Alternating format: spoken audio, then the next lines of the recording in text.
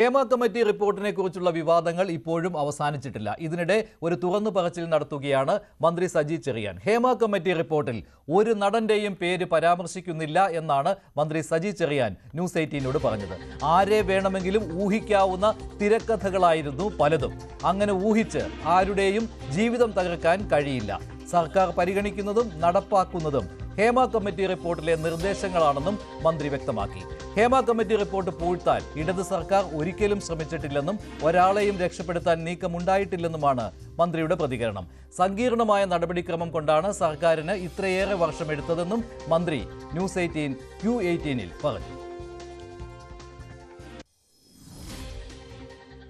Hema committee report നീണ്ടുപോകുക, ആ സമയത്ത് അതിനുശേഷം ഇപ്പോൾ നടപടികൾ കുറേയൊക്കെ അവസാനിപ്പിച്ചു എന്നുള്ള വിഷയങ്ങൾ വരിക, വകുപ്പും മന്ത്രിയും ഈ പറഞ്ഞ പോലെ എന്തോ പൊള്ളുന്നത് പിടിച്ചു എന്നുള്ളൊരു തോന്നൽ പലപ്പോഴും മാധ്യമങ്ങൾക്ക് മുന്നിൽ ഉണ്ടായി.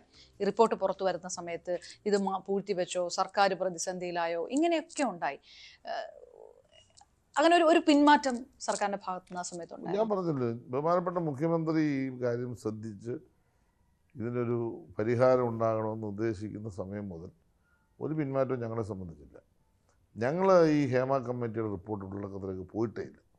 കാരണം ഞങ്ങൾ പരിശോധിക്കേണ്ട കാര്യമല്ല. ഹേമ കമ്മിറ്റിയുടെ നിർദ്ദേശങ്ങളുടെ ഉള്ളടക്കത്തിലേക്ക് ഞങ്ങൾ പോയി. ഇപ്പോൾ സ്ത്രീ സുരക്ഷിതത്വം, ഇന്ന കാര്യങ്ങൾ ചെയ്യണം, അവർ എഴുതി വെച്ചിട്ടുണ്ട്. റിപ്പോർട്ട് അവരെഴുതിയേക്കുന്നത് പലരുടെയും അഭിപ്രായപ്പെടലുകളുടെ ഭാഗമായിട്ട്. അതിന് അവരുടെ തെളിവുണ്ടെങ്കിൽ അത് പോലീസ് പരിശോധിക്കണം. വളരെ പ്രധാനപ്പെട്ട ചില പേരുകളൊക്കെ ഉണ്ടായിരുന്നു. ആ പേരുകൾ പുറത്തു പോയാൽ അത് സർക്കാരിന് പോലും താങ്ങാത്ത വലിയ വിവാദത്തിലേക്ക് കിടക്കും. അതുകൊണ്ട് പേര് പുറത്തു വിട്ടില്ല ഇടത് സർക്കാർ എന്നുള്ള വിമർശനം ഉണ്ടായില്ലേ? അതിനുള്ള മറുപടി, ഇതിനകത്ത് ഒരാളിനെയും രക്ഷപ്പെടുത്തേണ്ട യാതൊരു കാര്യം ഞങ്ങൾക്കില്ല. കാരണം ഇത് പൂർണ്ണമായി കോടതിയുടെ നിരീക്ഷണത്തിൽ കോടതി വായിച്ച് കോടതിയുടെ മുമ്പാകെ ഏതെങ്കിലും പേരുണ്ടെങ്കിൽ അവരുടെ ശ്രദ്ധ വന്നിട്ടുണ്ട്. സ്വയമേ കോടതിക്ക് ഇന്ന ആളിനെ പറ്റി പറയാം, കേസെടുക്കാം. അങ്ങനെ കോടതി പറഞ്ഞാൽ കേസെടുക്കാൻ ഞങ്ങളെതിരല്ല. അപ്പം ഈ പറയുന്ന കാര്യങ്ങൾക്ക് വലിയ അർത്ഥമൊന്നുമില്ല. ഞാൻ മനസ്സിലാക്കിയത് ഈ റിപ്പോർട്ടിൻ്റെ ഉള്ളടക്കത്തിൽ ഞാൻ മനസ്സിലാക്കുന്നത്, അല്ലെങ്കിൽ എന്നോട് പറഞ്ഞ് മനസ്സിലാക്കിയ കാര്യം, ആരെ വേണമെങ്കിലും ഊഹിച്ചെടുക്കാം. പേരൊന്നുമില്ല, ഇതിനകത്തൊന്നും ആരുടെയും പേര് വന്നിട്ടില്ല. കുറേ തിരക്കഥകൾ അതിനകത്ത് എഴുതി വെച്ചിട്ടുണ്ട്, ആരെ വേണ്ട ഊഹിച്ചു പറയാം. പക്ഷെ നമുക്കങ്ങനെ ആളിനെ ഊഹിച്ച് ഒരാളിനെ ജീവിതം തുടങ്ങാൻ പറ്റും. അപ്പം ഉള്ളടക്കത്തെക്കുറിച്ചല്ല, നിഗമനങ്ങളുടെ ഭാഗമായി, നിർദ്ദേശങ്ങളുടെ ഭാഗമായി നടപ്പാക്കേണ്ട കാര്യങ്ങളാണ് ഗവൺമെൻറ്റിൻ്റെ ഭാഗത്ത് വന്നത്. ആ കാര്യം വളരെ ശക്തമായി ആദ്യം മുതൽ തന്നെ നമ്മൾ നോക്കി മനസ്സിലാക്കി. അതിന് 2-3 വർഷം എടുത്തു. കാരണം എന്ന് വെച്ചാൽ ചെറിയൊരു കാര്യമല്ല, വലിയൊരു ഒരു നടപടിക്രമം, ഞങ്ങൾ സങ്കീർണമായ ഒരു നടപടിക്രമം ഇതിൻ്റെ ഭാഗമായി പൂർത്തീകരിക്കേണ്ടതായിട്ടുണ്ടായിരുന്നു. അത്രയും ചർച്ചകളും അത്രയും തീരുമാനങ്ങളും നമുക്ക് എടുത്തുകൊണ്ടാണ് നമ്മൾ അന്തിമമായി കോൺക്ലേവിൽ എത്തുന്നത്. ഇപ്പോഴും ഞാൻ പറയുന്നത് കോൺക്ലേവ് അന്തിമ തീരുമാനമല്ല. ഇതാണ് സജി ചെറിയാന്റെ വാക്കുകൾ. ഹേമ കമ്മിറ്റി റിപ്പോർട്ടിൽ ആരുടെയും പേരുണ്ടായിരുന്നില്ല എന്നുള്ള വ്യക്തമായ സൂചന തന്നെയാണ് അദ്ദേഹം നൽകുന്നത്. നേരത്തെ ഇത്തരത്തിലുള്ള വിമർശനങ്ങൾ ഉയർന്നതാണ്. ഹേമ കമ്മിറ്റി റിപ്പോർട്ട് മുഴുവനായി സർക്കാർ പുറത്തുവിട്ടിരുന്നില്ല, ഏതാനും പേജുകൾ ഒഴിവാക്കിയായിരുന്നു പുറത്തുവിട്ടത്. ഇതിനെതിരെ വലിയ വിമർശനം ഉയർന്നിരുന്നു. ഇപ്പോൾ മന്ത്രി സജി ചെറിയാൻ പറയുകയാണ്, അങ്ങനെ ആരുടെയും പേരുകൾ ഉണ്ടായിരുന്നില്ല, ചില തിരക്കഥകളായിരുന്നു, ആരുടെ വേണമെങ്കിലും പേരുകൾ ഊഹിക്കാവുന്നു. അതായത് ആ മൊഴികളുടെ അടിസ്ഥാനത്തിൽ വേണമെങ്കിൽ ആരെ വേണമെങ്കിലും ഊഹിച്ചെടുക്കാമായിരുന്നു. പക്ഷേ സർക്കാർ അങ്ങനെ ഒരു ഊഹത്തിന് തയ്യാറായിരുന്നില്ല, അതിൻ്റെ ആവശ്യവും ഉണ്ടായിരുന്നില്ല. അതുകൊണ്ടുകൂടിയാണ് ഇത്രയും വർഷങ്ങൾ വൈകി ഹേമ കമ്മിറ്റി റിപ്പോർട്ട് പുറത്തുവിട്ടത് എന്നുള്ള കാര്യം കൂടി മന്ത്രി പറയുകയാണ്. അതേസമയത്ത് തന്നെ ഹേമ കമ്മിറ്റി റിപ്പോർട്ടിന് ശേഷം മുന്നോട്ട് വന്ന പരാതിക്കാരികൾ പലരും സമ്മർദ്ദം കാരണം പരാതി നൽകിയതാണെന്നാണ് മന്ത്രി സജി ചെറിയാൻ പറയുന്നത്. മുന്നിൽ വയ്ക്കാൻ പലർക്കും ശരിയായ തെളിവുകൾ ഉണ്ടായിരുന്നില്ല. സർക്കാർ കൃത്യമായ സംരക്ഷണം ഉറപ്പുകൊടുത്തിരുന്നു. എന്നിട്ടും പരാതിക്കാരികൾ പിൻവാങ്ങിയത് തെളിവില്ലാത്തത് കൊണ്ടാണ്. പല കേസ് അന്വേഷണങ്ങളും അവസാനിച്ചത് പരാതികൾ സത്യസന്ധമല്ലാതിരുന്നത് കൊണ്ടാണെന്നും ബാലചന്ദ്ര മേനോനെതിരെയുള്ള പരാതി അടക്കം അങ്ങനെ കെട്ടിച്ചമച്ചതാണെന്നും മന്ത്രി Q18-ൽ പറഞ്ഞു. മിസ്റ്റർ, പക്ഷേ ഹേമ കമ്മിറ്റി റിപ്പോർട്ട് SIT അന്വേഷണം പല കേസുകളിൽ അവസാനിപ്പിച്ചു. പരാതിക്കാരികൾ പരാതിയുമായിട്ട് മുന്നോട്ട് പോകുന്നില്ല എന്ന് പറഞ്ഞ് അന്വേഷണം അവസാനിപ്പിക്കുമ്പോൾ ഈ പ്രതിഷേധവും ഒക്കെ ആയിട്ട് മുന്നോട്ട് വന്ന സിനിമാ മേഖലയിലുള്ളവർ തന്നെ വകുപ്പിനെയും സർക്കാരിനെയൊക്കെ വിമർശിക്കുന്ന രീതിയിലേക്ക് കാര്യങ്ങൾ പോയിരുന്നു. എന്തായിരുന്നു സംഭവിച്ചത്? പിന്നെ പരാതി കൊടുക്കുന്നവർക്ക് പൂർണ്ണ പ്രൊട്ടക്ഷൻ ഗവൺമെൻറ് പറഞ്ഞു. ആ പരാതി കൊടുത്ത ആളുകൾക്ക് അവരുടെ പരാതിക്കകത്ത് എന്തെങ്കിലും തെളിവുകളോ കാര്യങ്ങളോ ഉണ്ടെങ്കിൽ അതിന്മേൽ ശക്തമായ നിലപാട് സ്വീകരിക്കാൻ ഗവൺമെൻറ് ആവശ്യപ്പെടുന്നു. പല കേസുകളിൽ FIR ഉണ്ട്.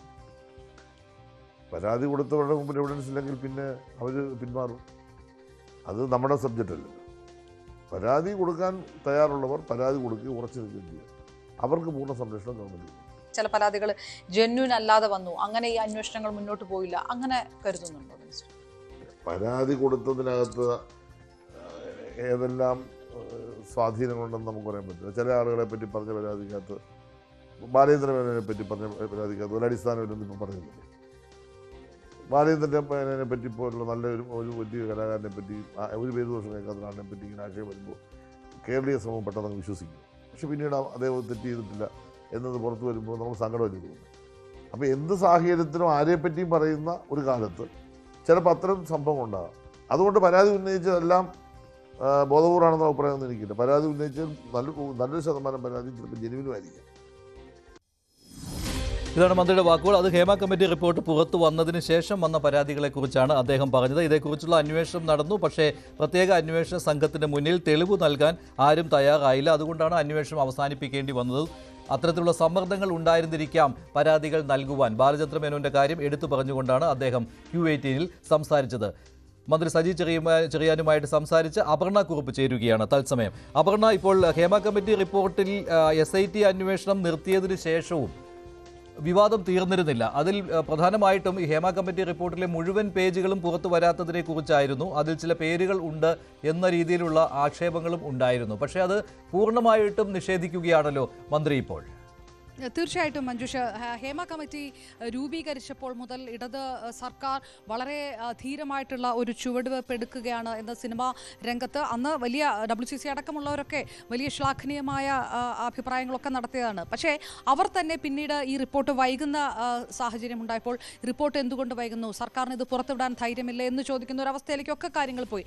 അതിനുശേഷം റിപ്പോർട്ട് പുറത്തു വരികയും റിപ്പോർട്ട് മാധ്യമങ്ങൾ ഒന്നടങ്കം ചർച്ചയാക്കിയപ്പോഴും ചില പേരുകൾ ഉള്ള പേജുകൾ പുറത്തേക്ക് വരുന്നില്ല. അത് ഒരു പക്ഷേ പലരെയും സംരക്ഷിക്കാനാണോ അതോ അത് കോടതി നിർദ്ദേശപ്രകാരമാണോ, ആ തരത്തിലുള്ള ഡിബേറ്റുകളും ഒക്കെ നടന്നിരുന്നു. അങ്ങനെ WCCയിലുള്ള അംഗങ്ങളായിട്ടുള്ള പാർവതി തിരുവോതിരി പോലുള്ള നടിമാരുടെ പേരെടുത്ത് തന്നെ പറയണം, സർക്കാർ പലപ്പോഴും ഇതിൽ നിന്ന് പിൻവാങ്ങുന്നുണ്ട് എന്നുള്ള വിമർശനമൊക്കെ വളരെ തുറന്ന് തന്നെ സമൂഹ മാധ്യമ പ്ലാറ്റ്ഫോമുകളിലൊക്കെ വന്നതാണ്. അപ്പോൾ മന്ത്രി സജി ചെറിയാൻ ഹേമ കമ്മിറ്റി റിപ്പോർട്ട് പുറത്തു വന്നതിന് ശേഷം ഒരുപക്ഷെ വളരെ വ്യക്തമായി നടത്തുന്ന ഒരു പ്രതികരണം കൂടിയാണ്. ഈ വിഷയത്തിനകത്ത് ഒരുപാട് ചോദ്യങ്ങൾ വന്നിരുന്നു. എന്തുകൊണ്ട് ഇത്രയേറെ വർഷം ഈ റിപ്പോർട്ട് പുറത്തു വരാനെടുത്തു എന്നുള്ളൊരു ചോദ്യം അത് WCCയുടെ ഭാഗത്തു നിന്ന് പലതവണ ഉന്നയിച്ച ഒരു കാര്യമാണ്. അതിനടക്കമുള്ള ഉത്തരമാണ് മന്ത്രി പറയുന്നത്. ഇത് വളരെ സങ്കീർണമായിട്ടുള്ള നടപടിക്രമങ്ങൾ ഉണ്ടായിരുന്നു. സർക്കാർ വളരെ സുധീരമായിട്ടൊരു നിലപാടെടുത്തു. ഏതെങ്കിലും തരത്തിൽ ആരെങ്കിലും രക്ഷപ്പെടുത്താൻ ശ്രമിച്ചിട്ടില്ല, സർക്കാർ ഒളിപ്പിച്ചിട്ടില്ല, പിൻവാങ്ങാൻ ശ്രമിച്ചിട്ടില്ല എന്ന് മന്ത്രി ആവർത്തിച്ച് പറയുകയാണ്. അപ്പോൾ ഇപ്പോൾ ഈ ഉന്നയിക്കുന്ന ആരോപണങ്ങളിൽ കഴമ്പില്ല എന്ന് പറഞ്ഞുകൊണ്ട് മന്ത്രി വ്യക്തമാക്കുന്നത് ഈ പുറത്തു വന്ന ഇത്തരം പ്രചാരണങ്ങളിലുള്ളതുപോലെ ഏതെങ്കിലും വളരെ പ്രധാനപ്പെട്ട അന്ന്